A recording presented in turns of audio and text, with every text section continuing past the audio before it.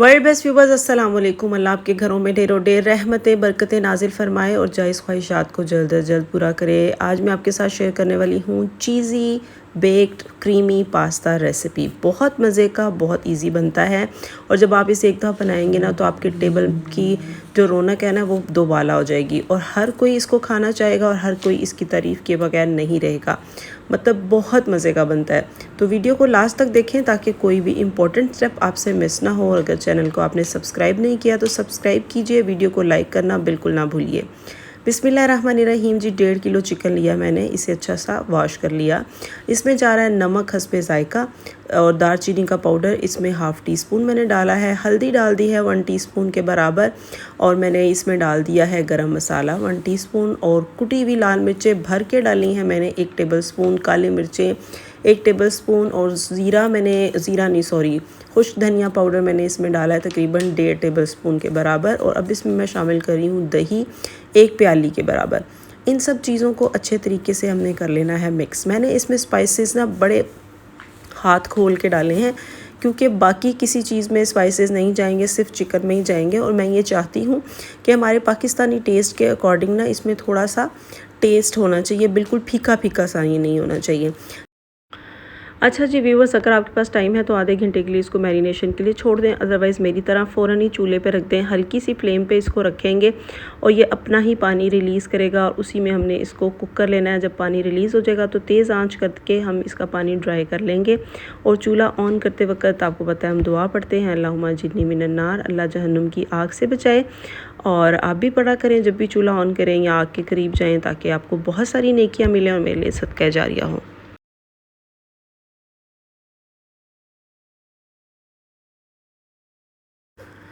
जी तो व्यूअर्स, मेरे पास ये हैं 600 ग्राम्स जो थी ना पास्ता है। किसी भी शेप का आप यूज़ कर सकते हैं। इसे मैंने बॉईल कर लिया है। मैंने इसे बिल्कुल 95% बॉईल किया है और इसके ऊपर मैं थोड़ा सा ऑयल लगा रही हूँ ताकि ये आपस में चिपके नहीं। ऑयल तब लगाना होता है कि जब आपने इसको मज़ीद यूज़ करने में थोड़ा सा भी टाइम है, क्योंकि अगर आप इसको 5 मिनट के लिए भी छोड़ देते हैं ना तो ये स्टिकी हो जाता है। तो बेहतर ऑप्शन ये होती है कि आप इसको हल्का सा ऑयल लगा के एक दफ़ा मिक्स कर दें ताकि ये एक दूसरे के साथ चिपके नहीं। अच्छा, इसको मैंने ऑयल लगा दिया। अब नेक्स्ट काम करने से पहले हम चलते हैं आज की अच्छी बात की तरफ। रसूलुल्लाह सल्लल्लाहु अलैहि वसल्लम ने इरशाद फरमाया, जन्नत वाले हर जुम्मे के रोज़ अल्लाह ताला से मुलाकात करेंगे। सुभान अल्लाह, बेशक ऐसे ही है। अल्लाह ताला हमें ऐसे अमाल करने की तौफीक अता फरमाए कि हम सब जन्नत के मुस्तहिक हो जाएं और वहाँ ज़रूर अल्लाह ताला से हम मुलाकात करें। आमीन सुम आमीन। बिस्मिल्लाहिर्रहमानिर्रहीम। यहाँ पे देखिए जी, जिस पैन में मैंने पास्ता बॉईल किया था उसी के अंदर मैंने डाल दिए हैं तकरीबन 2.5 टेबलस्पून डाले हैं मैदा और उसके अंदर मैं कुकिंग ऑयल डाल रही हूँ। कुकिंग ऑयल इतना डालना है कि मैदा इसके अंदर अच्छा सा ना रोल हो जाए, मतलब गुठलियाँ गुठलियाँ ना रहें, एक अच्छा सा पेस्ट सा बन जाए कुकिंग ऑयल के अंदर। ठीक है, कुकिंग ऑयल की जगह पे आप मक्खन का इस्तेमाल भी कर सकते हैं अगर आपके पास मक्खन है तो। अच्छा, इसको चूल्हे पे रख के हमने भून लेना है बहुत अच्छे तरीके से। जब ये अच्छा सा भुन जाएगा, प्यारी सी खुशबू आना स्टार्ट होगी, तो फिर हम इसके अंदर डाल देंगे दूध हमने फुल फैट दूध जो है ना वो यूज़ करना है। दूध की क्वालिटी जितनी अच्छी होगी उतना अच्छा आपका ये सॉस बन के तैयार होगा। मैं टेट्रा पैक का दूध इस्तेमाल किया था जिससे बहुत अच्छा रिज़ल्ट आया और दूध इसमें तकरीबन आधा किलो से थोड़ा ज़्यादा ही जाएगा और ताकि अच्छा सा लिक्विडी सा ये ना वाइट सॉस हमारा बन के तैयार होगा।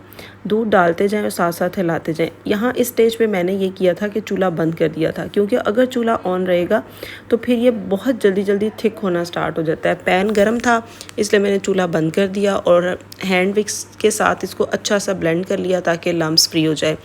और अब इसके अंदर शामिल कर रही हूँ चेडर चीज़। चेडर चीज़ वो होती है जिसमें तार नहीं बनती है, ठीक है। उसकी क्वांटिटी आपने इतनी डालनी है कि 1 कप के बराबर हो और अगर आप इसकी क्वांटिटी को बढ़ा देंगे तो वो टेस्ट में और इजाफा करेगी।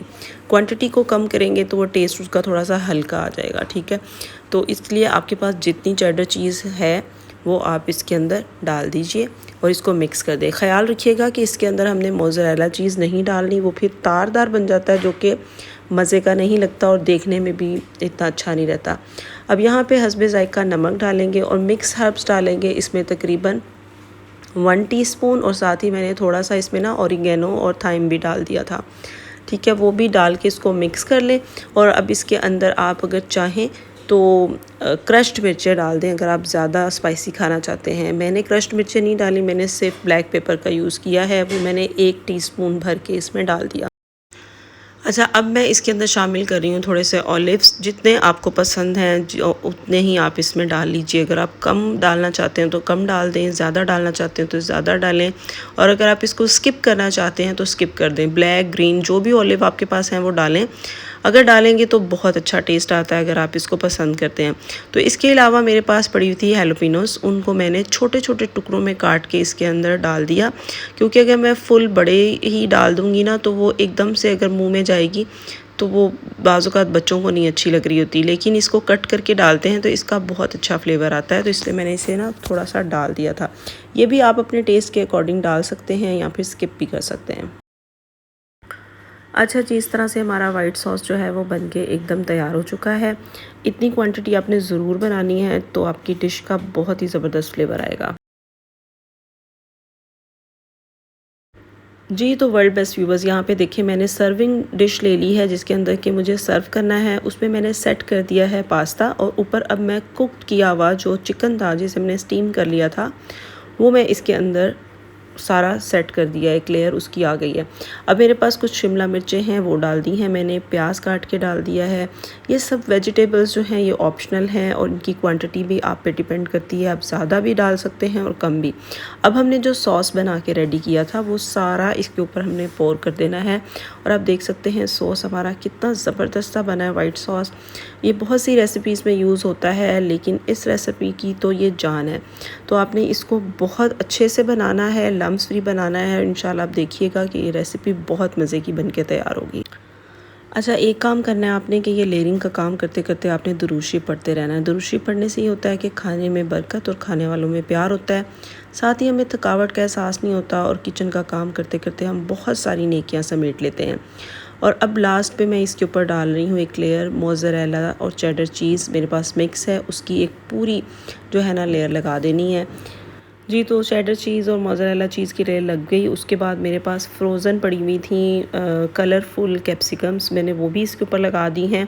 अगर आपके पास कलरफुल कैप्सिकम्स ना हों तो आप इसके ऊपर टमाटर का इस्तेमाल कर सकते हैं और शिमला मिर्च का इस्तेमाल कर सकते हैं, ग्रीन वाली भी सिंपल यूज़ कर सकते हैं। और लास्ट पे मैंने इसके ऊपर रख दिए थे ऑलिव्स, ताकि मज़ीद अच्छा सा प्यारा सा इसका लुक आ जाए।